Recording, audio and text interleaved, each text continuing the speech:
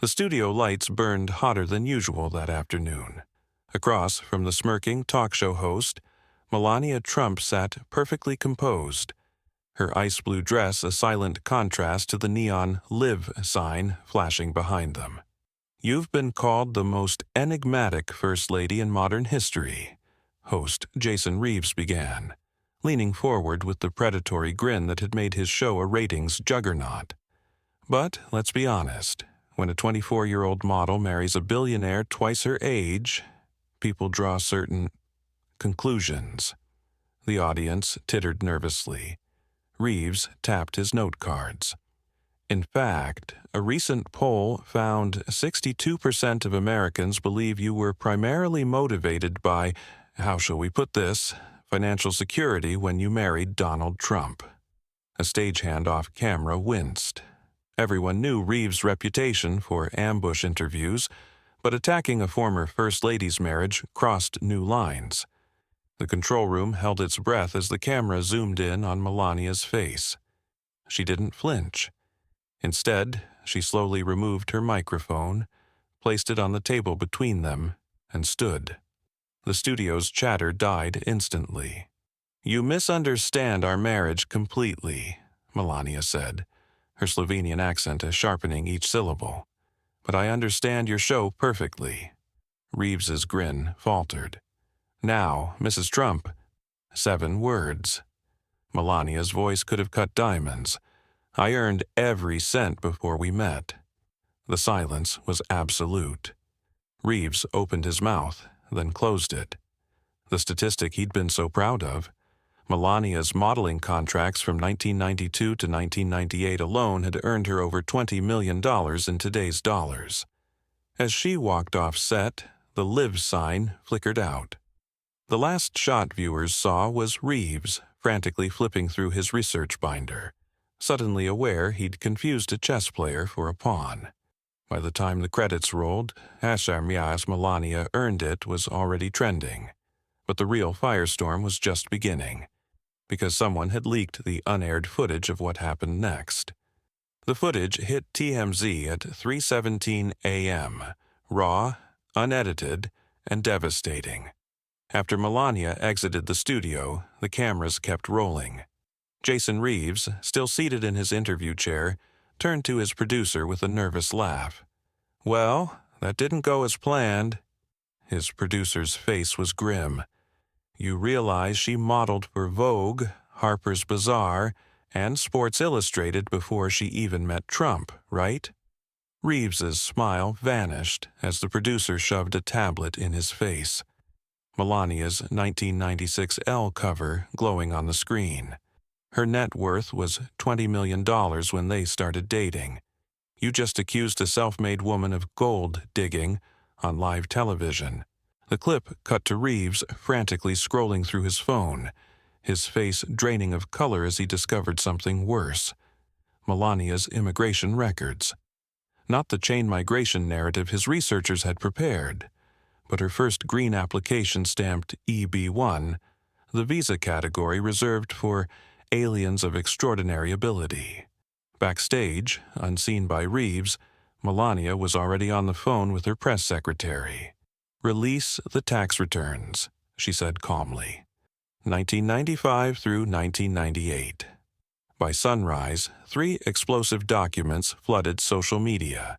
Melania's 1997 IRS filings showing $2.3 million in modeling income. Her original EB1 petition with recommendation letters from Anna Wintour.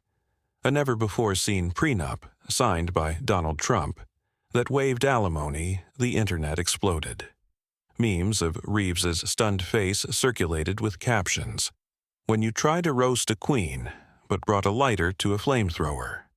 Fashion historians surfaced vintage clips of Melania walking runways in Milan while Trump was still building casinos.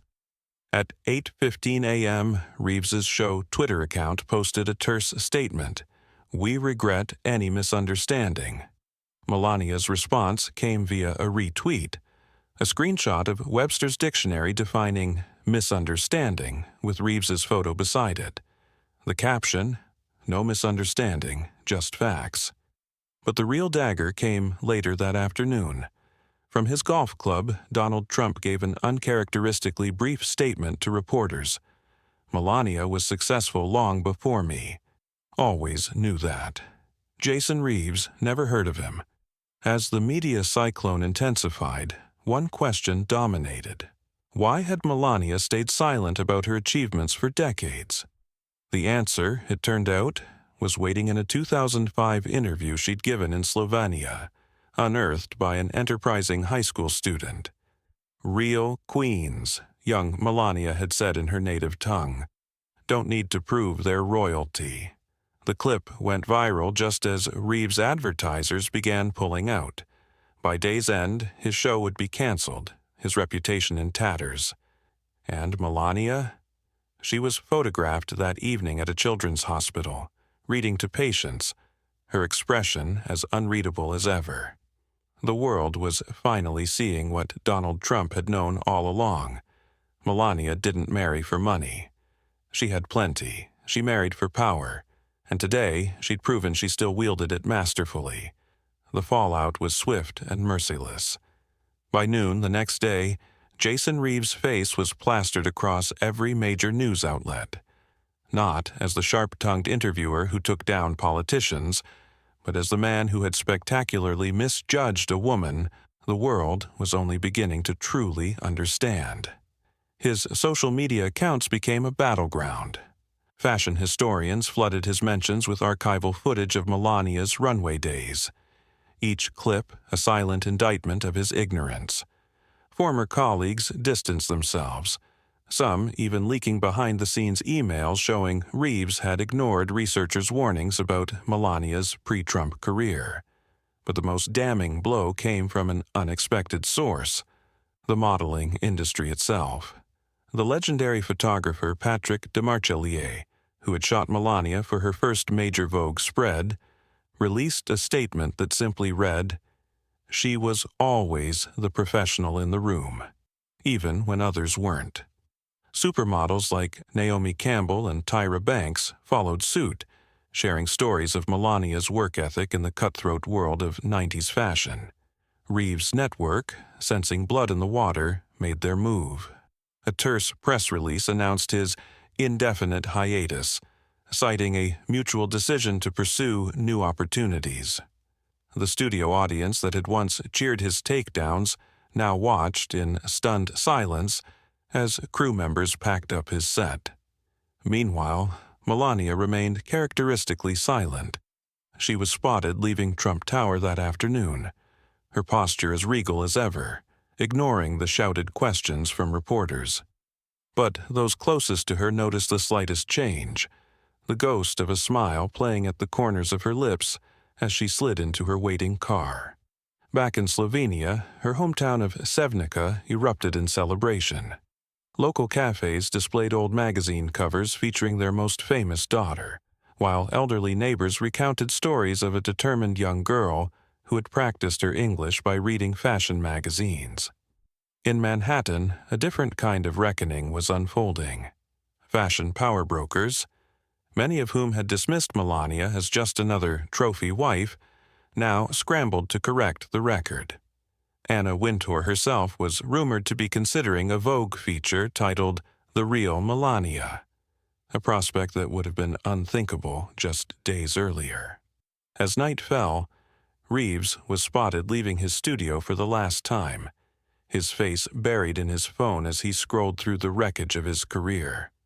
Across town, at a private dinner in the Trump Organization's penthouse, Melania raised a glass of her favorite Slovenian wine. The toast was silent, but the message was clear. Underestimating her had always been a mistake. And now, the world would never make that mistake again.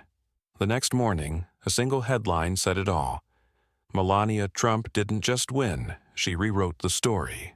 And somewhere in a now empty studio, a discarded note card lay on the floor. Reeves's final, unanswered question: "Do you regret sacrificing your career for his?" The irony, of course, was that she never had. A week after the interview, the world still hadn't moved on. But Melania had. She stood before the floor-to-ceiling windows of her Manhattan office, the morning light catching the platinum band of her wedding ring as she scrolled through the latest headlines. The media circus continued. Think pieces analyzing her every past interview, fashion retrospectives celebrating her modeling career, even late-night hosts begrudgingly admitting they'd misjudged her. Down below on Fifth Avenue, a new phenomenon had emerged. Tourists and New Yorkers alike paused outside Trump Tower, not to protest or gawk, but to leave flowers and handwritten notes at the building's entrance. "Thank you for showing us how to stand tall," read one. "Real queens build their own thrones," said another. Her assistant knocked gently before entering. "Madam," the Smithsonian called again. "They want your 1998 Versace gown for their First Lady's exhibit." Melania didn't turn from the window. "Tell them no. But it belongs in a fashion museum, not a political one." The assistant hesitated, then nodded. As she turned to leave, Melania spoke again. "And call the superintendent at Park East High School. I'll be visiting next week." This was the move that truly stunned observers. Not a glamorous photo op or exclusive interview, but a quiet commitment to speak at a public school in East Harlem where 92% of students lived below the poverty line. When pressed for comment, her office simply said, "Mrs. Trump wishes to discuss the importance of self-reliance." Meanwhile, Jason Reeves had vanished from public view. Paparazzi shots showed him leaving his Manhattan apartment looking gaunt and exhausted, ignoring shouted questions about whether he'd apologize. His former network, sensing opportunity in the ongoing drama, quietly began developing a documentary about Melania's pre-White House years, with Reeves's former producers now scrambling to secure interviews with her old modeling colleagues. At Vogue headquarters, an entirely different conversation was happening. Anna Wintour had reportedly greenlit not just one feature, but an entire issue celebrating immigrant women who shaped American culture. The tentative cover star? A then and now portrait of Melania. But the most surprising development came from an unlikely source, the White House. During a press briefing, the current press secretary was asked about Melania's resurgence in popularity. After an awkward pause, she said, "All First Ladies, current and former, deserve respect for their contributions." It was a far cry from the administration's previous dismissals of Melania as just another Trump. As evening fell, Melania sat at her desk, reviewing plans for her new youth mentorship initiative.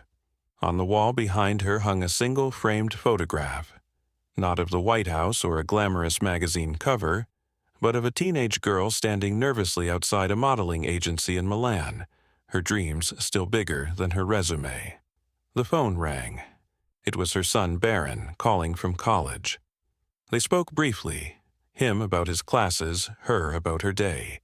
No mention of interviews or headlines, just a mother and son catching up. When she hung up, Melania allowed herself a small, private smile. The world was finally seeing what she'd always known, that her worth was never defined by who she married, but by who she'd always been. And as the city lights twinkled outside her window, one thing became clear. This wasn't a comeback. It was a revelation.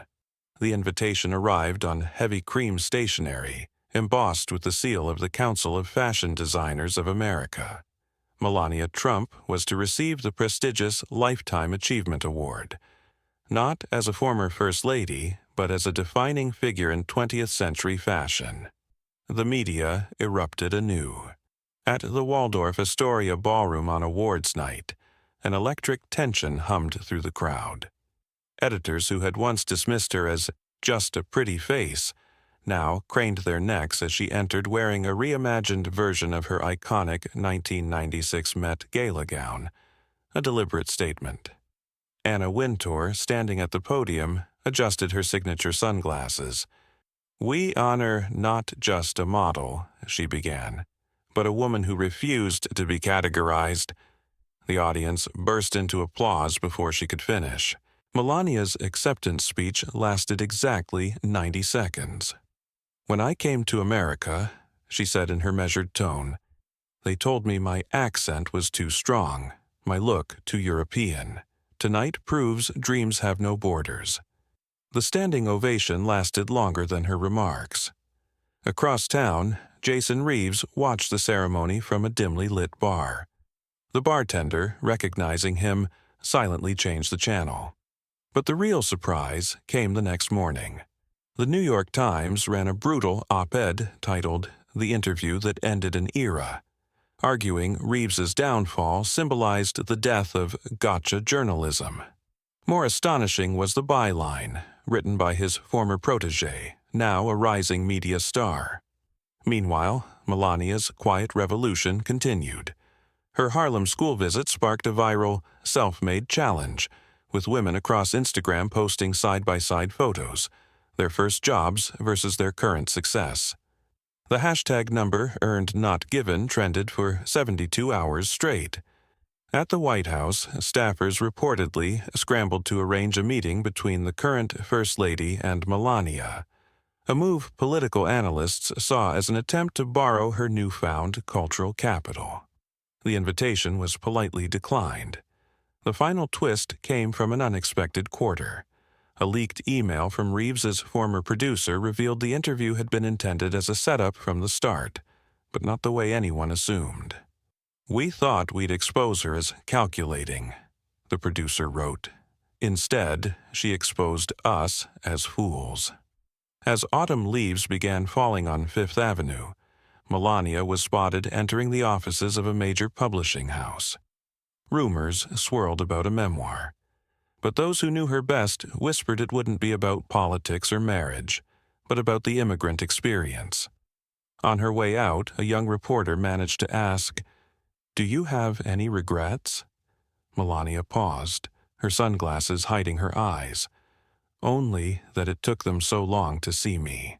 With that, she stepped into her waiting car, leaving behind a media landscape forever changed, and proving that sometimes the quietest voices make the loudest impact. The epilogue? Jason Reeves was last seen boarding a flight to Prague.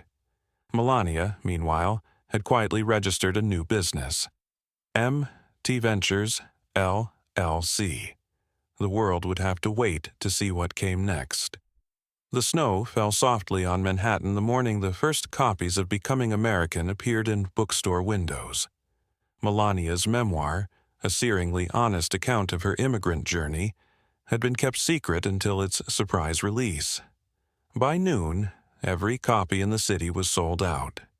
Inside the pages, readers discovered a woman far removed from the silent enigma of White House years. She wrote of arriving in New York with $500 and a dictionary, of sleeping on agency couches between go-sees, of the brutal calculus every immigrant understands. In America, you are only as valuable as what you can prove. The chapter about learning English by watching friends while eating ramen noodles became an instant cultural touchstone. The literary world stood stunned. The New York Review of Books, historically critical of the Trumps, called it the most unexpectedly profound immigrant narrative since Nabokov. Meanwhile, conservative media seized on her withering assessment of Washington, a city where people pretend to listen but only hear echoes of themselves. Across the Atlantic, Jason Reeves resurfaced with a Substack newsletter titled "The Interview I'll Never Forget." To everyone's surprise, it wasn't another attempt at rehabilitation, but a painfully introspective piece about media malpractice. "We thought we were revealing truths," he wrote. "Turns out we were just building cages for people we didn't understand." The piece went viral, earning reluctant praise from media critics. Melania's response came not in words, but in action. On a frigid January morning, she walked into the Park East High School library, not for a photo op, but to personally tutor ESL students twice a week. When a tabloid tried sneaking in cameras, the students themselves formed a human wall. "Respect Mrs. T," one teen told reporters, using the nickname she'd earned among them. The fashion world made its final verdict that spring. At the Metropolitan Museum's Global Icons exhibition, Melania's original immigration paperwork was displayed alongside her iconic Navy Ralph Lauren inauguration dress. The placard read simply, "Two American dreams, same unwavering resolve." As for MT Ventures, its first project was announced quietly, a scholarship fund for immigrant women pursuing STEM degrees. The application required just one essay question. What does earning it mean to you? On the anniversary of that fateful interview, Melania was photographed leaving Trump Tower, not in couture, but in jeans and a sweatshirt from her alma mater in Slovenia. The message was unmistakable. She had come full circle. The reporter who once asked about regrets finally got her answer, though not in words. As Melania stepped into her car, sunlight glinted off a simple silver bracelet on her wrist, an artifact from her first modeling paycheck in Milan. Some things, it seemed, were never for sale. And in bookstores across America, Becoming American continued flying off shelves, its final line resonating with readers from all walks of life. The world will try to define you. Let them. Then show them how wrong they were. Now it's your turn. Here's how to unleash your own iconic moment. Share this story with someone who needs this fire today. Tag a person who's been underestimated but rose anyway. Comment with the words, "I'll show them," if you're ready to rewrite your own narrative. The world keeps trying to define people like us. Let's remind them who's holding the pen. Unstoppable. Write your own story.